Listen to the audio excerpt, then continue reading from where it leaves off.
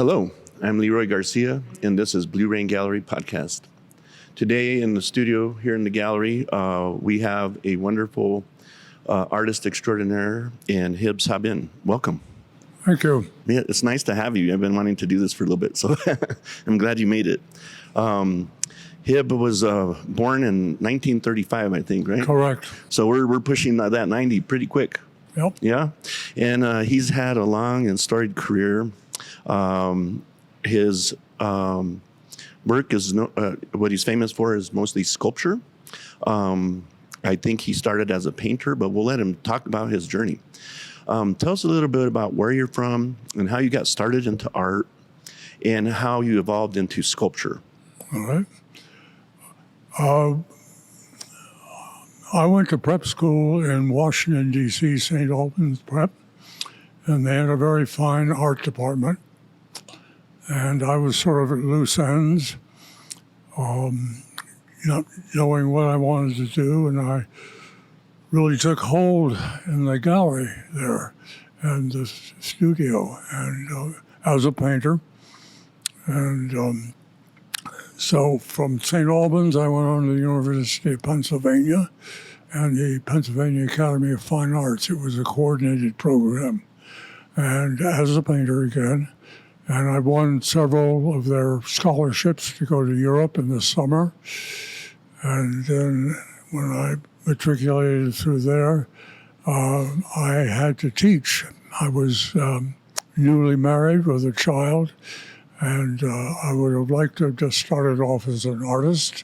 It doesn't work that way. Right. And so I taught in prep schools, first in Pittsburgh, Shady Side Academy, and then later I moved on to Dickinson College, where I was trained also as an art historian at the University of Pennsylvania. And while I was in Pittsburgh, I got a master's degree in art history.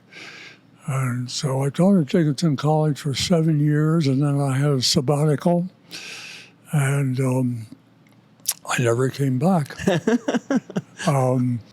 You're meant to honor that, but they let me go. So I went to Mexico, and I painted there for 4 years. And then I moved back to the States, to Texas, and ended up in Austin. Oh. And then I was in maybe 3 or 4 galleries as a painter, in mostly that area. And then the Cold War was going on, and I became very interested in the peace movement.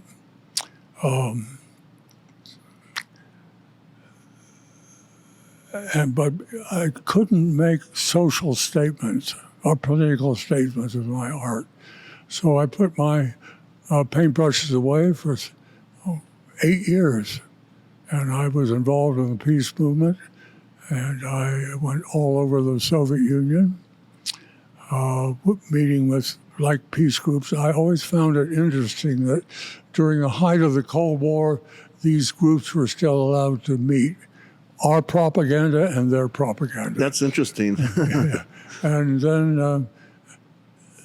then I became interested in the Sister Cities International movement. And so I began to cast around when I was over in the Soviet Union. I've been all over the Soviet Union, west of the Urals. I've never been to Siberia. And I decided to start a Sister City program. We happened to be in Central Asia, in the city of Bukhara, which is in Uzbekistan, and met with their government. At this time, our mayor was Sam Pick, and met with him and the council, city council, and we started the Sister City program. So I worked at that for about 4 years, and then under Gorbachev, the Soviet Union came to an end. In '91. And at that time, I decided to go back to my art. And I was going through a difficult time in my life, so I just started whittling pieces of juniper.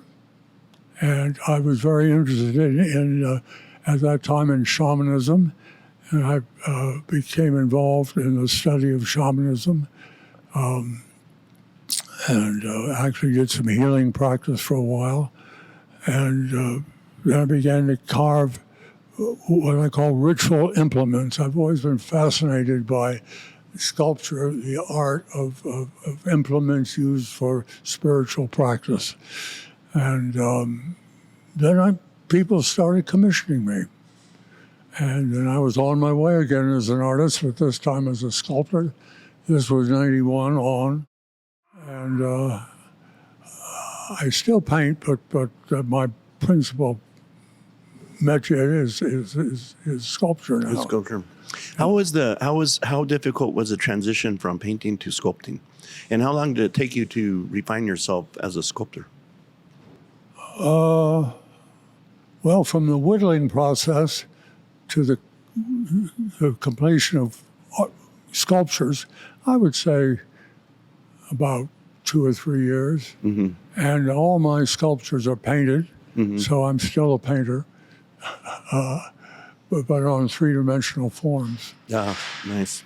Well, one of the things, I don't know if you've noticed in this gallery, we have a lot of Native American artists. Right. And one of our more famous artists is President Singletary. Right. And he's Tlingit. And some of your work reminds me of the transformation periods that they talk about in their cultures, like the transition of animal forms into human forms. Right. And it seems like you're kind of on the verge of that in some of your work. Well, I happen to be represented by Stonington Gallery Oh, yeah. in Seattle. Mm-hmm. I know Singles, Preston. I know him. I don't know him well, but we've had some nice conversations. Mm-hmm. And I'm more interested in the mythology. Mm-hmm. I'm interested in world mythologies, and certainly Northwest. Mm-hmm. And one of the main myths that fascinates me is the myth of Raven. Yes. And Black Raven being trickster, White Raven being creator. And I've used that theme a lot. Mm-hmm. But I'm interested in myths from all over the world, and I'm, unlike some, how should I say, Anglo artists who are represented by Stonington that work in the Northwest form line tradition. I'm not interested in that at all. Yeah. But I'm interested in the mythology. Those myths. Yeah. What are some common mythologies that you like that resonate or in a similar fashion throughout the world where you traveled that you can Well, I'm talk very, to us about? very fascinated with ancient Greece. Mm-hmm. I've been to Greece a couple of times, and I'll give you an idea using the Raven theme. The god Apollo Mm-hmm. had a raven who sat on his shoulder, a white raven, and every day that raven, it would be like the Norse god Odin had 2 ravens that sat on Wow. each shoulder, and this raven would fly out around the world and check out to see what was happening, and then would come back to Apollo in the evening.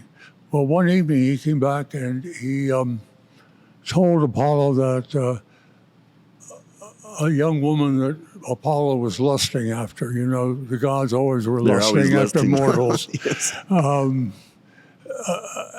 had run away with a young mortal man, and Apollo was so enraged that he turned the raven black. Oh. So there's that There's theme that of similarity, white to black yeah. again. You know. Yeah. And I'm interested in Norse mythology, and Celtic. Mm-hmm. So I sort of cover the waterfront. I've also earlier on I spent time in both India and Japan. I had a Ford Foundation grant, actually, back in the 1960s, I think, to photograph the erotic sculpture of ancient India at the temples of Khajuraho. So I've moved around a bit. Yeah, you've been a world traveler. Well, let's talk about some of the forms. The canoe form that you've come up with. What is the significance of that? Well, I see the canoe itself, the body of the canoe, holding the spirit, and the animals at each end contain that spirit. And it's I don't know, it's just an image I came to pretty early in my wood carving career, and I've pursued it. Yeah. Well, it's a very, very beautiful concept. I noticed that you do, besides the ravens, a lot of owls. Yeah. And owls obviously have a lot of meaning to them in different cultures. But there might be some similarities. What would you say about the owls that you do? Well, the owl in Western mythology, the mythology, let's say, of Greece, of Athena, the owl is wisdom. But in much of the world, the tribal world, the owl is seen as the harbinger of death. Yes. Not death itself, but, there was that wonderful book called The Owl Called My Name. And the idea is if a tribal member in a village hears the owl calling, that means somebody in the village will be dying soon. So it's sort of a combination of the two. As you pointed out earlier, I'm about to embark on the age of 90, and so I've become more fascinated with end time and mortality. And so immortality and mortality is seen in a lot of my work. And the owl certainly fits into that. For sure, for sure. Yeah. I am a sculptor as well, and I did a series of skulls, and to me, it's a symbol of mortality, not necessarily death, but a reminder of where you're at right here. Yeah. Take care of your time and stuff. But I really like your work. I find a lot of similarities in the native cultures that we deal with here in the Southwest too. Right. And the owl is one of those, coyotes, stuff like that, through the native tribes, there is significance to all the animals that they interact with. Right. And it's pretty cool. I know, I was looking through your book, and by the way, for our audience, Hib has a book out on his work. You can contact the gallery if you'd like one. And it really documents a good variety of his work. I noticed you did a few sculptures with human forms mixed with animals, like in this one with the eagle. Right. What would you say about this as far as what your significance of that is? Well, I forget what that's called. Coming home. Yeah, it's coming home. Coming home. That's sort of an end time piece. The man sculpted in that is obviously older and lost all his hair, Like me. and he's coming home. The eagle, bald eagle in this particular case, is sort of a totemic image. Yeah, it is totemic. So he's being embraced at the end of life.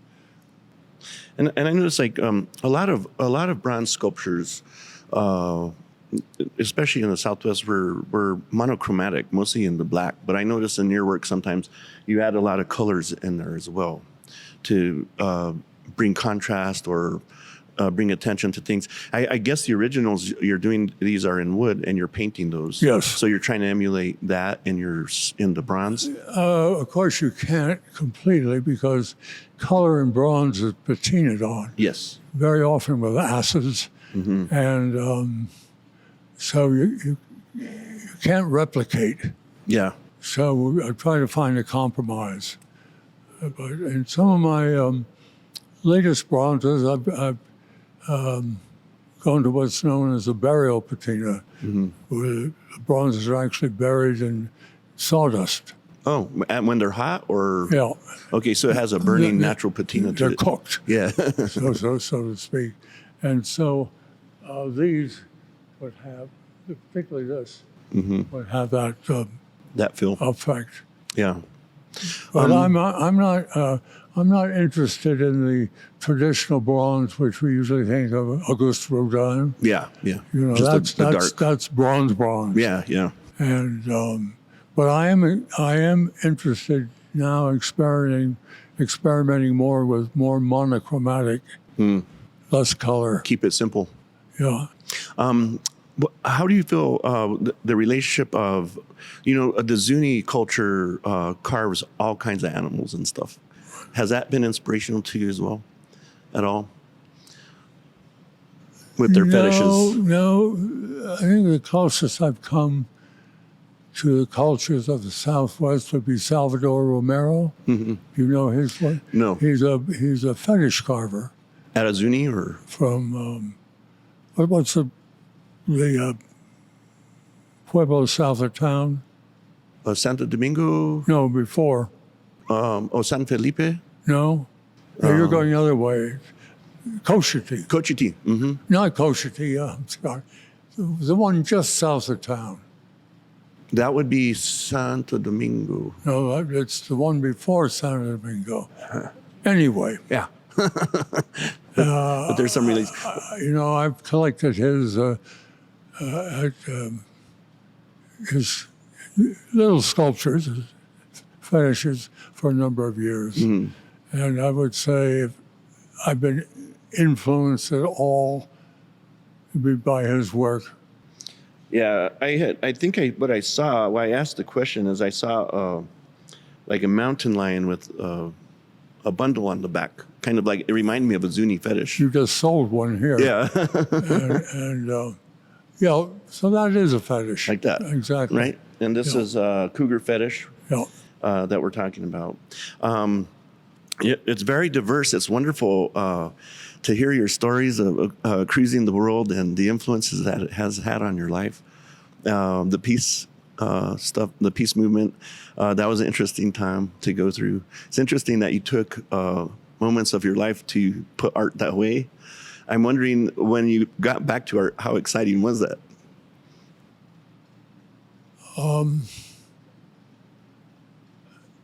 It was a deep need.